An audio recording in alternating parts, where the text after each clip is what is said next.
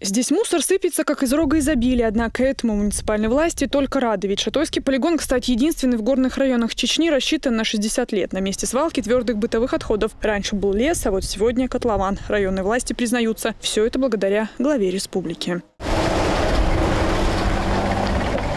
В ближайшее время на площади 2 гектаров появятся сортировочные установки. Проект этот долгосрочный, поэтому землю взяли власти в аренду. Если раньше жители в самом Шатое выбрали место для импровизированной свалки, то сегодня эта проблема решена. Свалку закрыли, предупредили всех. Это больше не место для бытовых отходов. Штраф 5000 рублей. Во исполнении поручения главы мы все правоустанавливающие документы земельных участков сделали.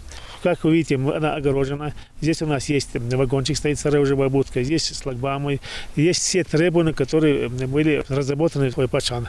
Багроц, Аллах, Доггар, Баркалдери, Салаласон, Хиду, Ваштара, Игур значимый объект. Хидер, полигоню, Хидал, Тандаш, Ниршду, Ашляч, Белшбу, Мусамонтиа, Доггар, Баркалдери, Хильсон. Прежде чем выбрать это место, была проведена соответствующая государственная экологическая экспертиза и подготовлены все правоустанавливающие документы. И в горной части никогда не было свалки, и в связи с этим у них были большие трудности для размещения твердых бытовых отходов.